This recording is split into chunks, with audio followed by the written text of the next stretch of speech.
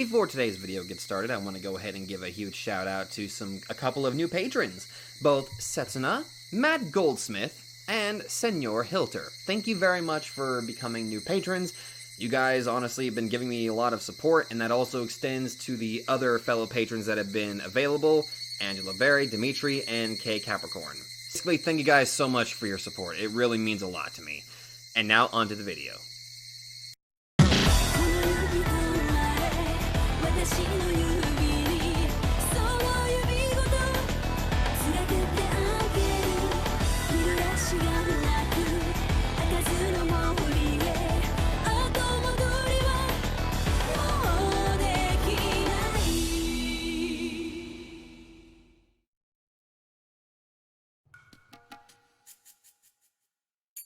Hello there everybody, Sabata92 aka Nightmare, and welcome back to Higurashi Kai Matsuribayashi. In the last episode, we got a little bit more of Akasaka, and apparently there's going to be a banquet of some sort.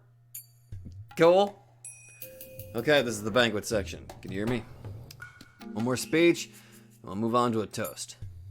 Are you ready? This is the back end, we're ready. We can't hear anything from inside, so please give us a cue when the speech is finishing up. 10 balls per table, okay? Make sure you serve your table smoothly. I said smoothly, not smoothly. Actually, you know what? Smoothie sounds really good. Young waiters with bow ties get bottles of beer ready for a toast. There are several dozen tables with white tablecloths on them in the banquet room. Approximately 8 people are sitting at each table, so there are at least a few hundred people there. The banquet room is filled with excitement. There are many plates of different kinds of food on each table. A sushi platter, a sashimi platter, a fruits platter. Sushi sounds pretty good. Also, along the wall there are cooks ready to serve fresh sashimi. All the guests appear to be well-mannered gentlemen, and obviously they are notable people from different fields. The huge and beautiful chandelier above them clearly tells that this hotel holds a status good enough for those famous people. An elderly gentleman is giving a long speech on the stage before making a toast. Usually people don't like such long speeches, especially if it's before a toast. But the guests are actually excited with his speech. Maybe the word excited isn't suitable. Maybe it should be described as an upsurge in a strange way.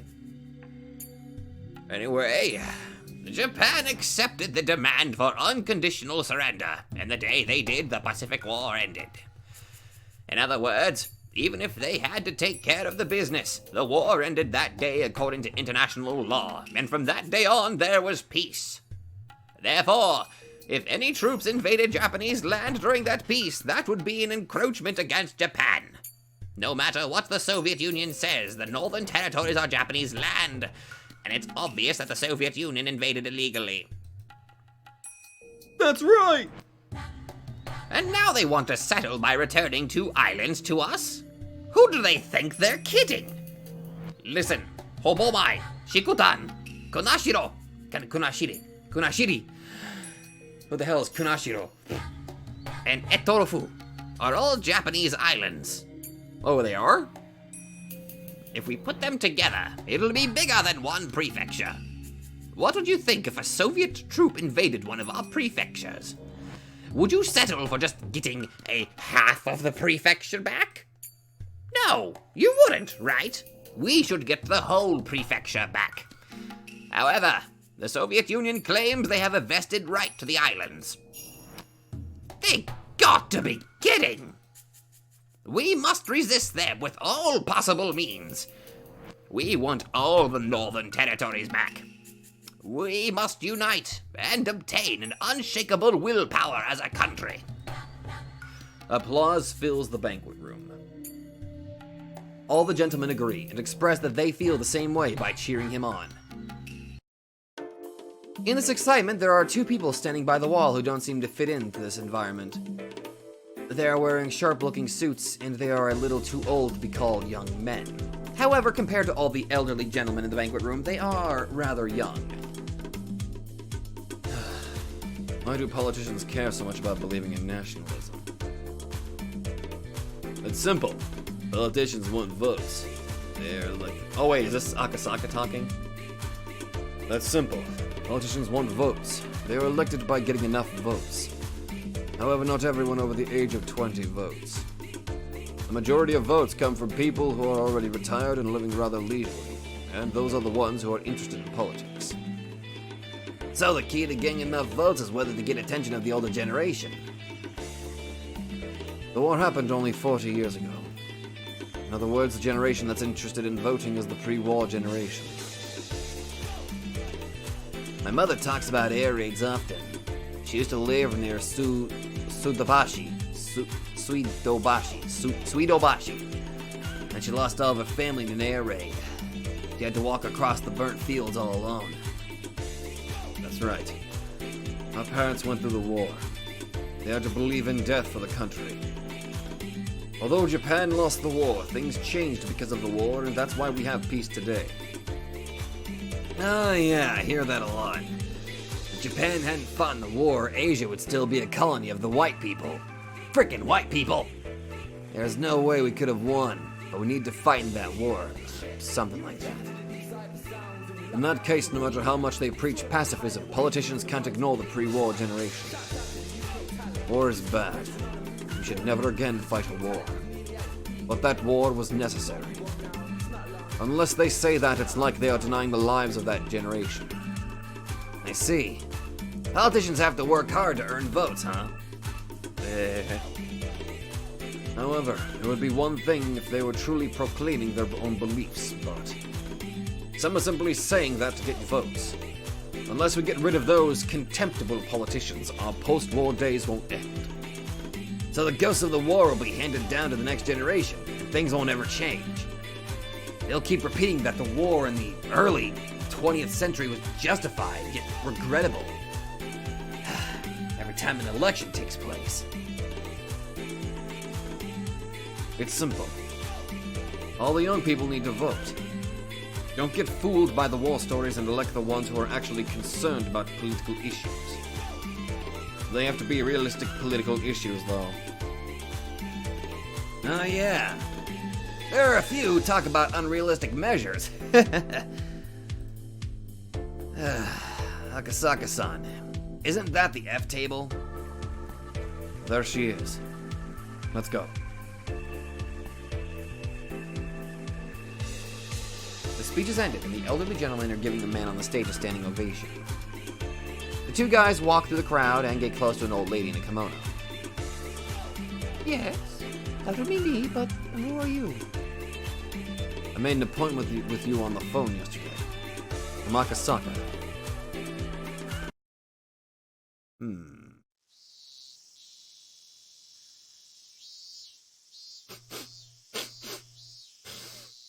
Oh my gosh, he's crying. Whoops, not sniffing. Whoops. Sniffle, a common used term for somebody that is crying. Not Sniffing, you idiot! my husband worked so hard for this country, but Madam, I understand what you're going through. This is nothing unusual. Nobody remembers if there was a donation or not, so a handful of politicians were questioned. As a result, some came up with a scheme to blame a sickly elderly man who already retired. He only has a short time to live anyway. It is perfect for them. The elderly man is already sick in bed, and the shock of his buddies betraying him has taken away his will to live. Look at those guys. The only thing his wife can do is simply watch him suffer. The lady keeps crying while telling the guys about her husband's achievements. if your husband is in fact innocent, the judge will rule accordingly. Don't worry, all false accusations will be cleared.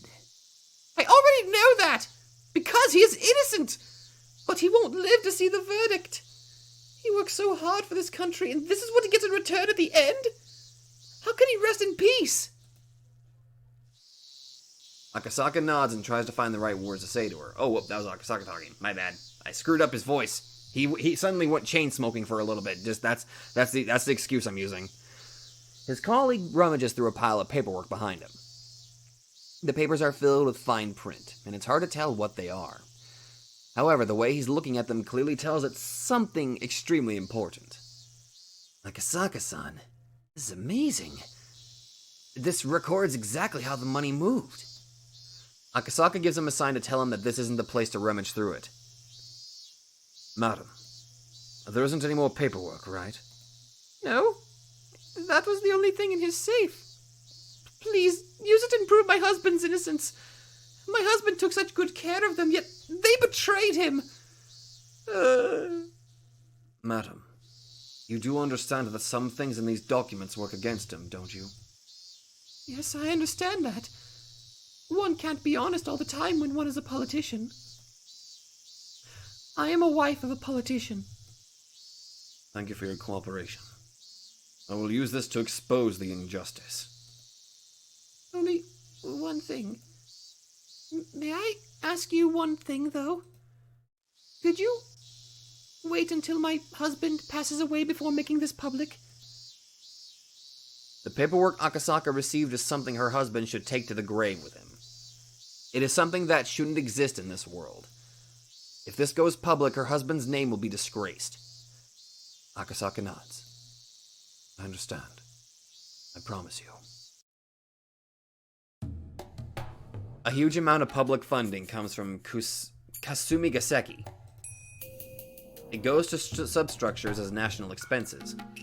But there are always some who want to suck up the funds by mixing a hidden agenda into it. They want profits, protection, and more than enough dividends for the benefit of their own organization. Some sponsors approach politicians and government officials just to get what they want. And the government officials get spoiled by it. That's the structure of the Japanese corruption. The illegal pipes go through Kasumi Gaseki and continue to spill public funds. To find and destroy such pipes is of national interest. But eliminating illegal expenditures isn't as simple as that. Because there are people connected to those pipes, and when those people are investigated, a major political scandal takes place. The reason why the government doesn't investigate such illegal expenditures is not only to protect vested interest, but also because they are conscious about political damage. To make a long story short, the government can't endure the pain of pushing out the pus from a wound. Gross comparison, but accurate. The closer the focus is to the core, the bigger the damage the government will take, and that affects the attitude of the cabinet. The closer the focus is to the core, the greater the damage is. The matter Akasaka is investigating secretly is very close to the core, and there is a possibility that the political powers will die in shock. Akasaka was tipped that there is a huge amount of public funding leaking out through an alumni organization of the 7 imperial universities. So, he and his colleagues have been conducting a secret investigation for a long time. He learned that the enemy had tight bonds, but one of the elders was chosen to take all of the blame, and his wife was extremely unhappy about it. He was finally able to get in touch with her. And now, he has his hands on this extremely important information.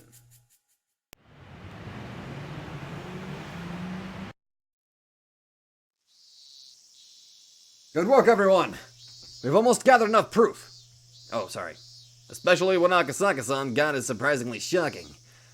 You must have worked hard to get it. Good job. Thank you. The small meeting room is filled with boxes with documents in them. There's also a whiteboard filled with small writing. A few of the investigators in the smoke-filled meeting room are reading the documents intensely.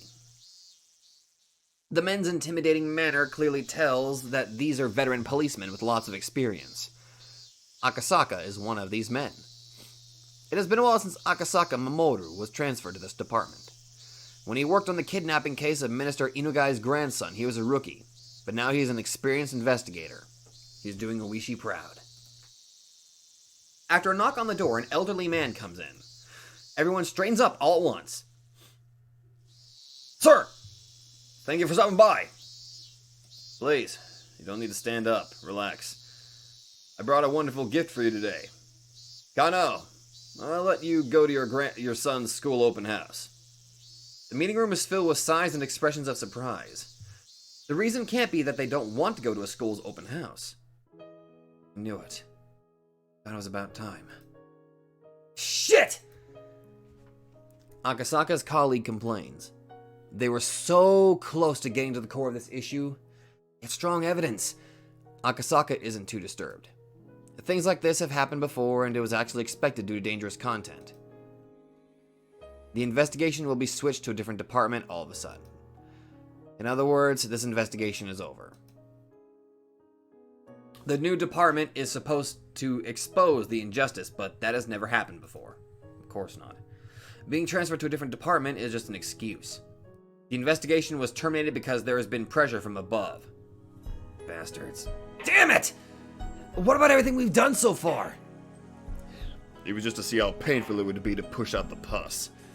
They realized it would be too painful, so they decided not to treat the wound. In that sense, their hard work wasn't wasted. Thanks to their work, the investigation was terminated. Akasaka understands that, but his colleague isn't mature enough to understand. Of course, Akasaka's sense of righteousness is unsatisfied by this. He feels frustrated with his bosses who hesitate to expose the injustice.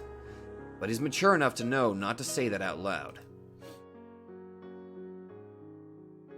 We'll arrange the organization of the documents and hand them over to the other end later. Anyway, since you haven't had a day off for a long time, you don't have to wait until 5 p.m. to leave. Please, go home and get some rest. We'll talk about the remaining business tomorrow. Also, don't forget to use up your vacation time, too. Make sure you take your vacation time and treat your spouses. Chief, please come with me. That'll be all. Yes, sir. The long, secret investigation ends in a strange way. Akasaka is to wait until the next suspicious incident occurs, taking a vacation in the meantime. Well, I guess we'll do as he says. Everyone, go home and get some rest. If you go home early, unexpectedly like this, you may find out your wife is having an affair, you know. Fool, you don't seem to know anything. Akasaka-san and his wife are madly in love. He calls her every night from a public phone in a different building. I envy you, Akasaka. My wife is so mean. She hides my freaking cookies.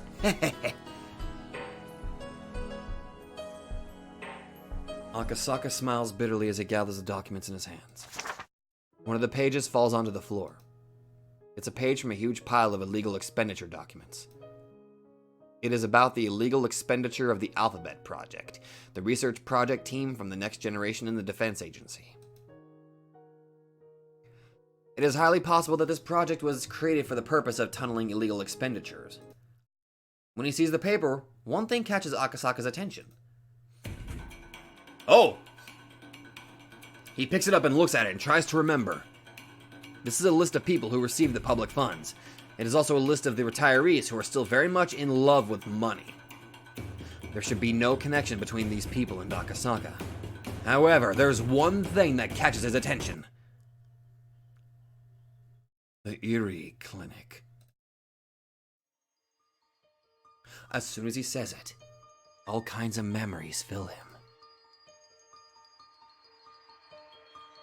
That's right. The Erie Clinic.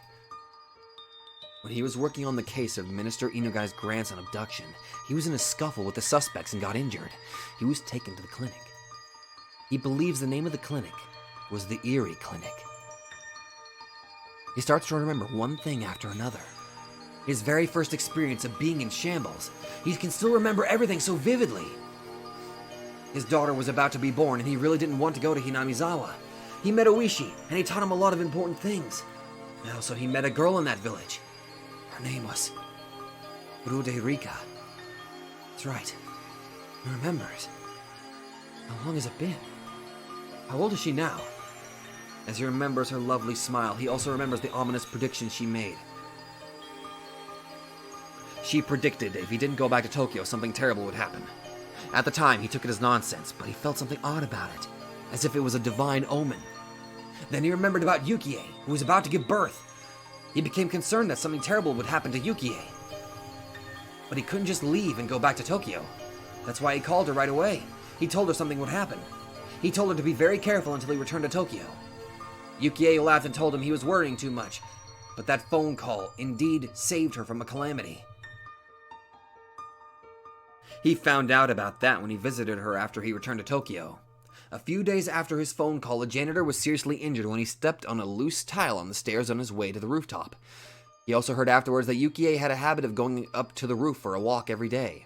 But because of his phone call, she had stopped doing it. If he hadn't called her, she would have been the one to step on the loose tile. In other words, Furude Rika's prediction was correct.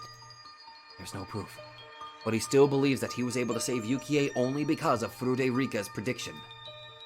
He thinks he should have called her and thanked her for saving Yukie, but the busy days that followed made him forget about it. Rika-chan. He wonders if she's still doing well, if she's still smiling.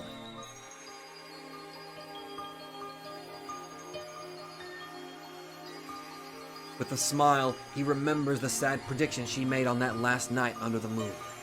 That's right. She said something. She predicted someone would get killed on the night of the festival annually, and that on the 5th year she would be killed. That's right, she did say that. The 5th year. That's this year! The festival is... That's right. It's in June. If he remembers correctly, it happens on the last Sunday of the month. He looks at the calendar. It's June of the 58th year of the Showa era.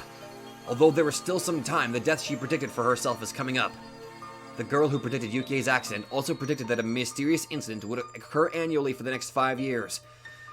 They have actually been happening, then it will happen again this year.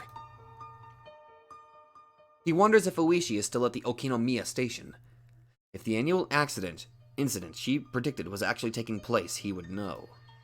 In other words, he can confirm if Furude Rika is going to be killed or not with a phone call to Oishi. The girl who had predicted her own death mumbled that she didn't want to die. Mumble? No. It was clearly a plea for help. The girl who was trapped in the strange traditions of the village asked him, someone from the outside, for help. She paid his reward in advance, in the form of predicting Yukie's accident. He has to go save her. He has to get to her. He feels a flood of emotions fill him. It feels like he finally remembered something he was never supposed to forget. That's right. It's to go to Hinamizawa. He has to get to the girl who asked for him for help. Hello, Okinomiya Station. Oh, sorry. Hello, is Mr. Oishi Kurata still there in your investigation department? If he is, may I talk with him, please? Excuse me, may I ask who's calling? Could you tell him it's Akasaka from the police headquarters?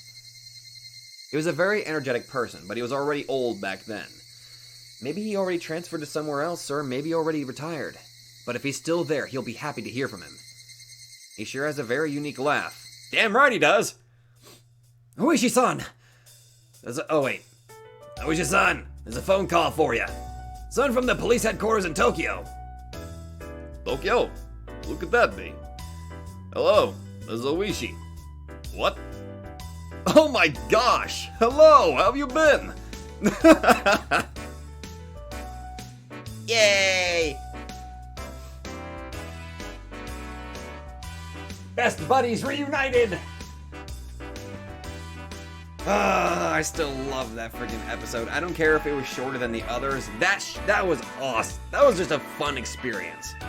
Alright, we're gonna go ahead and save here, and let's keep going.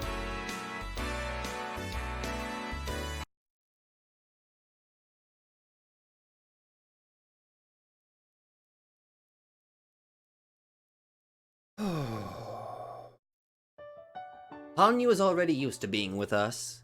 Oh, since Rika-chan and Satoko are her age, she has become especially close to them. Of course, Rena and Mion look after her too. I remember what Rena told me before. She said Hanyu has been close to us for a long time and that she's been watching us play, that she always wanted to join us. I still can't remember seeing her before. But somehow, I can believe she was always wanting to join us. Hanyu accepts all the things that surprised me at first as if she knew about them all along. She knows about everything. And it seems she is truly excited about finally being able to join. Hanyu is definitely one of us now. She sure is. It almost feels like she's been one of us for a long time. That can't be true, though. That's not so. She has been with us all the time. Huh? Are you saying that too? Rena said that too. Is it just that I didn't notice? You're dense, Keiji, so that's why you didn't notice. Me. Huh? Okay, fine. So what if I'm dense? Rika and Keiji are sitting down. Are you tired? You never feel tired, Hanyu? We're exhausted. That's because I've wanted to play with you all for so long. This isn't nearly enough. I'm going to have a lot more fun. Well, at least she's happy. You're full of energy. By the way, that thing on your head, doesn't it fall when you play? Hanyu has a horn on her head. I thought that it was an accessory she wore, so I didn't want her to lose it while playing. I was gonna offer to hold it for her while she played. But Hanyu's face clouds over and she apologetically holds on to the horn. Eiichi, Hanyu can't take it off. Eh? Ah, I see. Sorry about that. Is it strange to have a horn? Oh, hell, not in my world it's not. No, not at all. I think it's cute. Oh god, Hanyu, run! Yeah, Kei-chan has a horn between his legs, right? Stop! It's hard and bent backwards. What horn between his legs? What is it? Don't question it, Renegade, no! Come on, Renaissance, stop that. Are you okay, Miyun-san? Oh god, she's dead. Your face is warped. Everyone laughs except Hanyu, who still doesn't get it. I shouldn't have said anything. I bet she doesn't like to talk about her horn. But if I try to apologize, I think things will get even more complicated. As I think about what to say, Rena takes the girls to the shrine gate. Don't worry about it, Keiichi. Hanyu tries not to think about it, but I think she's still too young. Me. So she doesn't like to talk about it, huh? Sorry, I'll be more careful. Hanyu came to Hinamizawa a very long time ago. She did? No wonder she knows so much about the village. I don't know where she lived before she came to Hinamizawa. She heard the name, but she really couldn't understand where it was. But Hanyu's clan couldn't live there anymore. They looked for a place where they could live for a long time. They traveled a lot, and they arrived here. There was a beautiful swamp, and that was exactly what Hanyu's clan was looking for. But there was a village, and people lived there. To show respect to the original inhabitants was law among wandering people like Hanyu's clan. Hanyu's clan decided to live peacefully with the villagers. But things didn't go well. The villagers were too immature to accept newcomers. They rejected them, and caused a horrible situation.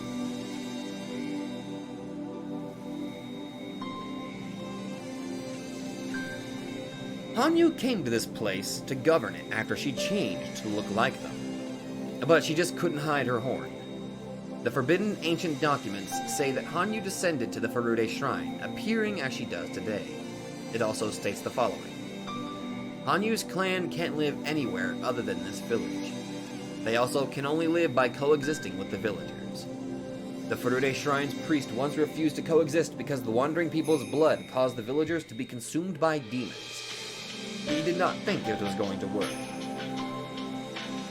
But the heir of the Furude Shrine fell in love with Hanyu, and when their child was born, the priest had to think again.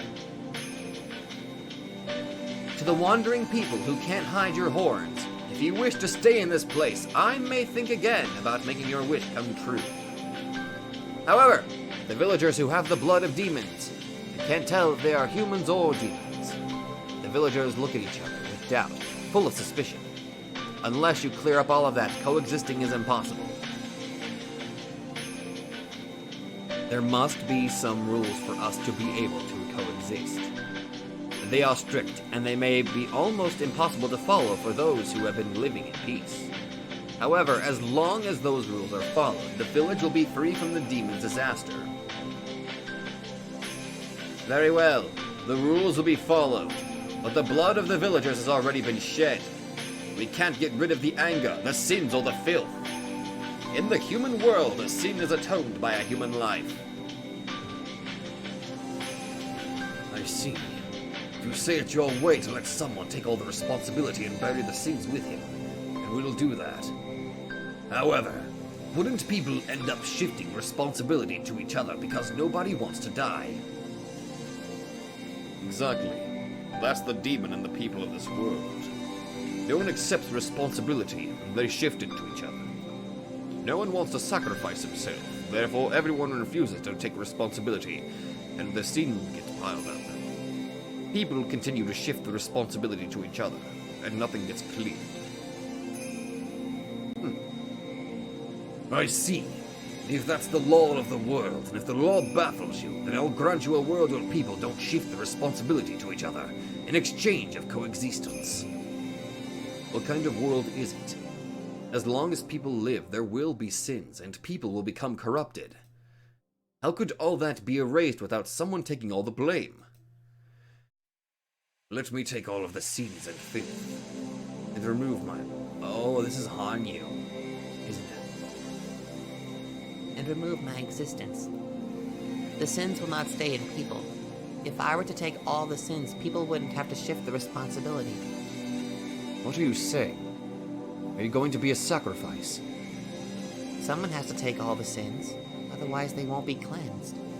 That's the law of your world, isn't it? The ancient document also states this. Of course, this is forbidden too. Only the leader of the Furude family was allowed to touch it. Nobody else. Not even the three families.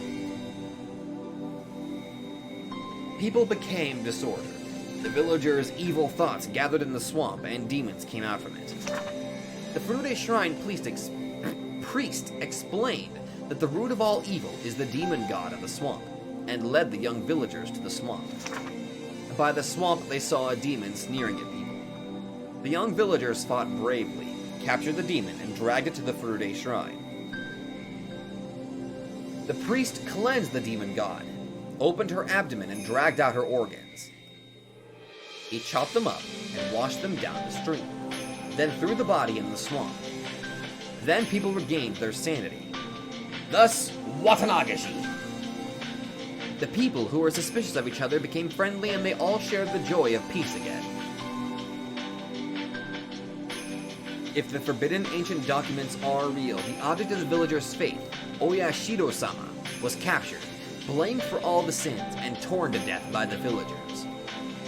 But the documents clearly state that the demons came after people fell into disorder. In other words, the demons were blamed for things they had nothing to do with. Oyashiro-sama was a god who took in people's sins to mend conflicts between people. People started to respect her, and that was the start of the faith in Oyashiro-sama.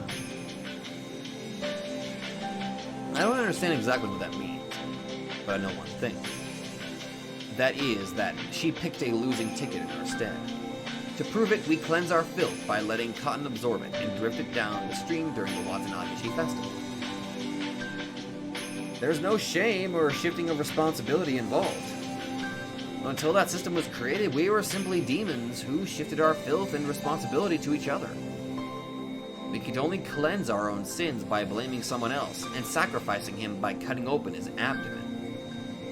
And Hanyu took that job. A purification ceremony without a human life.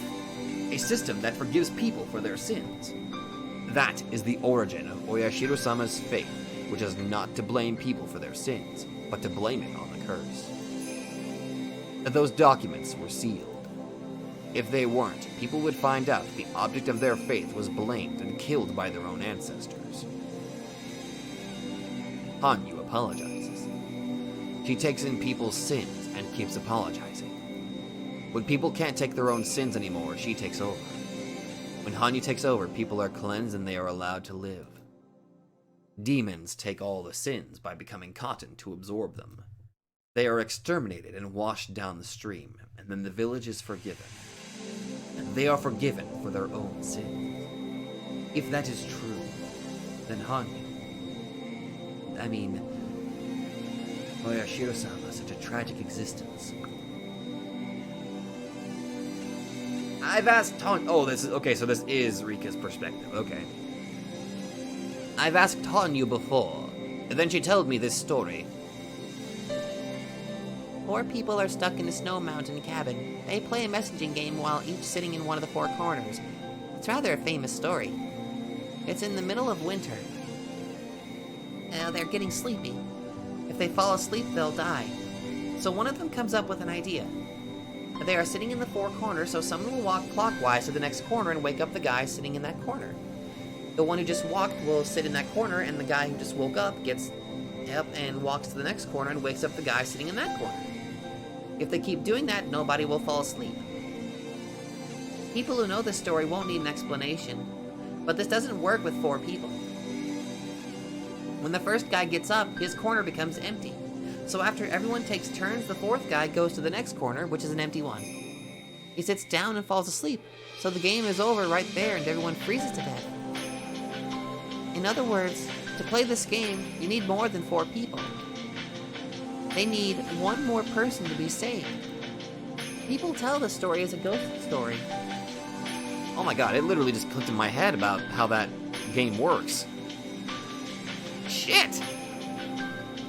They usually say that there was actually a party with 5 people, but one was already dead, and thanks to his ghost, they were able to continue the game until the next morning. Hanyu has once told me that she's like this fifth person. If things go well between people because of her joining in, that's just like this mountain cabin game. Hanyu can complete a circle that can't be completed by people alone. Then people can live peacefully. She's in existence to complete a circle. Is she bothered by her horn because it reminds her of the time when she was called a demon and punished for the sins she took in? Does she unconsciously think she should be persecuted for having a horn? Is she still being tormented by it? She was born with that horn. She was hated and abused because of that. I see. I really shouldn't have said anything, huh? And just because she has the horn, she had to take in all the sins and clear them. She did that, and then she was admired as God. Huh? God? I was talking to myself. Oh, forget about it. Nobody knows who Hanyu is. Is she really a godly existence that descended from a higher place? Or is she simply an unlucky girl who became a sacrifice just because she had a horn? Nobody knows. But this girl's blood was mixed into the Furude family's blood, and it has descended to me too. Folklore states that if the Furude family has a girl as the firstborn for 8 generations in a row, the 8th one will be a reincarnation of Oyashiro-sama.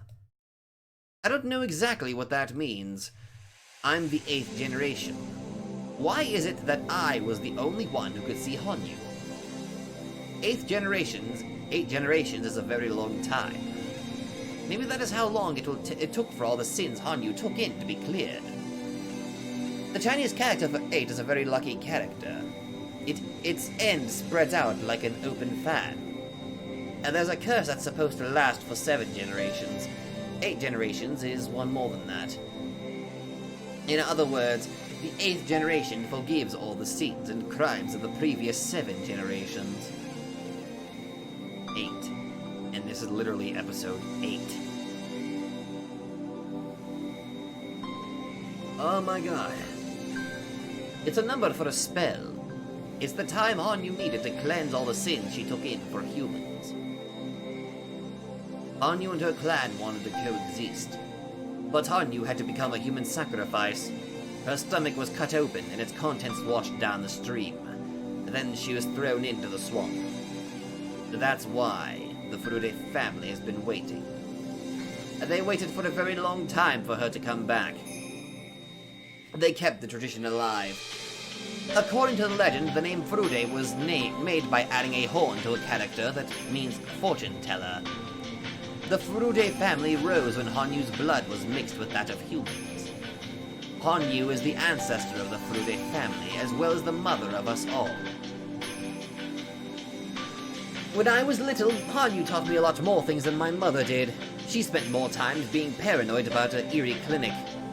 I mean, not actually eerie, I mean literally eerie. Okay, you know what? Why am I even explaining this? You literally just read that. No wonder. I'm Hanyu's descendant. The mother who gave birth to me, those who detested her, the curse of the clan, All were redeemed after 8 generations. Finally, the curse is lifted. And then she met me, the descendant, the final generation of the Furude family. When I think about that, I feel like this hapless fate of mine has some kind of important meaning. What kind of meaning is there to the trial to defeat all the obstacles that sealed my fate? What relation is there to the curse of Hanyu and the Furude family that has been going on for over 1,000 years? 1,000 years are simply too long a period to communicate wishes and thoughts correctly. Hanyu's become a curse we call Oyashiro-sama. Although she originally was a means of salvation, she became a chain to bind the people. The law to coexist was misinterpreted as a law to bind villagers, and that continued until the Meiji era. Hanyu met me in the midst of the damn conflict. What kind of meaning hides behind this hapless fate? I haven't lived long enough to be able to understand that. The only thing I can say is that the Furude family originated when Hanyu's blood was mixed with that of humans, and that its final descendant met its ancestor. Furude's blood holds the cursed history of letting the mother take all the blame in killing her. The beginning and the end have met. Hanyu always wanted to join everyone, but she couldn't hide her horn. Yet she still wished to be in existence to complete a circle.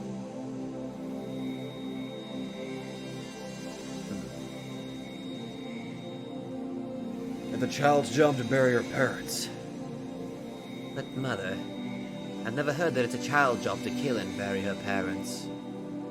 Don't ask, child. I'm not human. Oh, this is Hanyu. Don't ask, child. I'm not human. My horn is proof that I'm a demon. A demon's job is to take the calamities of the human world. That means my mission is to take all the calamities and cleanse people's filth with my own body. Then, Mother, why do you have to be the one? People's sins are people's sins, and they are not yours. Listen, child. People live with sins, but they can't live without making someone else take the blame. Nobody wants to take the blame, so they shift the responsibility around. That is a demon. A demon to disturb the human world. If I take the blame, people are cleansed. People are freed from the fate of being suspicious of each other.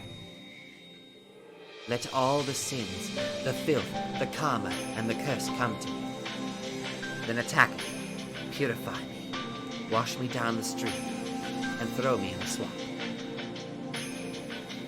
The human body can't do that. It's the fate of a non-human to do that. If a human takes the blame, humans won't be freed from the demon of suspicion. I don't understand. I don't understand, Mother. Mother, you have a horn. Are you saying that you are not human just because you have a horn? That even if you are human, the horn makes you non-human? Even if you have a horn, you are human to me. Nothing else. My child, you're the only one to say that. Even if everyone else calls me, you still call me human. What do you learn from the Furude family's forbidden documents, the ones dedicated to the altar of the shrine storage? Understanding that will require a very long time, as much time as I have repeated, and when you understand that, you'll understand Hanyu's innocent smile better than when she plays with her friends. Are you okay? Oh, that was Mion. I hear Mion's surprised voice. Something must have happened. What is it? What happened? Hanyu-san fell and tumbled down the hill over there. Hanyu-chan, are you okay? She rolled beautifully, but I hope she didn't sprain her ankle or anything. Let's go. Hanyu was playing on the slope and tumbled down. There's a road just below the slope. Mion and the others go down the stairs to get to her. Let's go. Hope she isn't injured. I think this is back through Rika's perspective. No!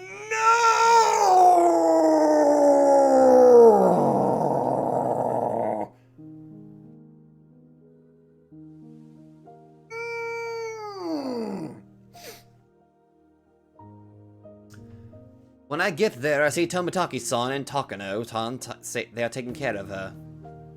What happened? I just saw her tumble down the slope. She tumbled down beautifully, though. But I think she hit her head, so I'm sure she'll get a bump later. Make sure you put some ice on it, okay? Hanyu! Hanyu! Can you hear us? Look, how many fingers do you see? 42? She sounds disoriented, but she doesn't appear to be injured. We are all relieved. I bet she's just feeling dizzy from rolling. I'm glad. I'm glad you're not hurt. Oh my! How lucky of you to have a nurse waiting for you down here. What perfect timing! Hey, when I'm not working, I'm a wild bird photographer. Right, Jiro-san? Well, yeah, I guess, when you're not murdering kids. Jiro. Sorry. You're one of the Hinamizawan kids. You can't get hurt from something like this. That means you're already one of us. Hanyu-chan, is that your name? I've never seen you before. Are you new around here? Yes, she is. She transferred last Monday. What is this? That's peculiar. Is it a toy? Takano-san tries to push Hanyu's horn. It'd be an interesting accessory if it was an accessory. That's Hanyu-chan's charm point. You can't touch that. Oh, it is? I don't think it's that cute, though. See? Monster. Looks just like it. Suddenly, Hanyu moans as if she's suffocating. Takano, Hanyu isn't a monster. Don't ever say that. That's right, Takano-san. That was rude. Sorry, I didn't mean to be rude. Rika-chan said it rather firmly. I'm sure Hanyu didn't want to hear that word. Sometimes Takano-san says things in a derogatory way without realizing it herself. But I guess there are things you can't or shouldn't say. Hanyu is looking at Takano-san with a complicated expression on her face. By looking at her face, Takano-san realizes she might have hurt her feelings. She apologizes and leaves with Tomotaki-san. Yeah, you better run! Hey, are you okay? Hanyu? You landed beautifully, so you're not injured. Rika, that person. That's Takano. Akino. Hanyu repeats Takano-san's name. All of a sudden, I'm worried if she hit her head or something. Suddenly, Hanyu gets up and grabs Rika-chan's collar. Rika! It's Takano! Takano! That's right. She is Takano. No, Rika! Takano! Don't you remember? I know. Takano Mio, right? From the Erie Clinic. You can't remember? Sorry, Hanyu. What are you talking about?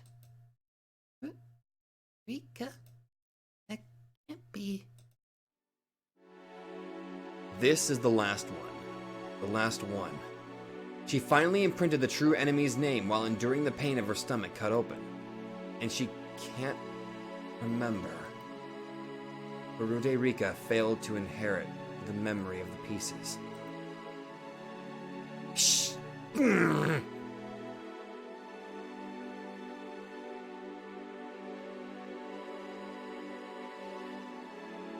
Fuck!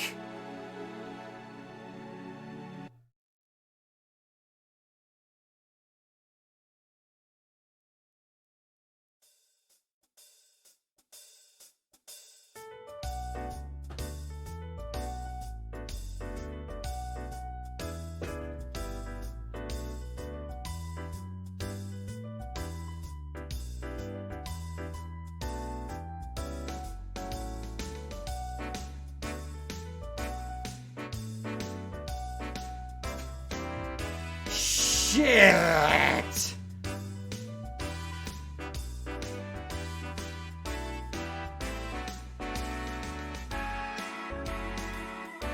Oh, fuck!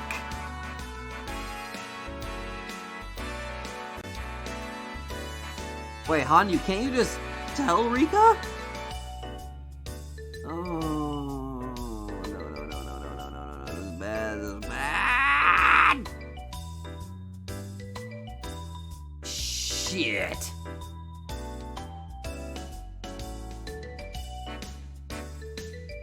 This music is extremely unfitting. I'm ending it there. Thank you all so much for watching. Mike, God. Okay, I mean, maybe Hanyu would be able to kind of explain to her. Oh, by the way, you do realize that she's the one that's the bad guy. She's the one that's gonna kill you, right? I hope you realize that. Please, remember? For fuck's sake! And I'll see you guys in the next video. Hello there everybody, Sabato92 here, and if you like this video, be sure to let me know in the comments down below. And hey, if you guys like my content, then maybe you'd like to check out another channel who I think deserves equal attention. So click that nightmare emblem and check out that channel, or go to the links in the description down below. Once again, thank you, and I'll see you guys in the next video.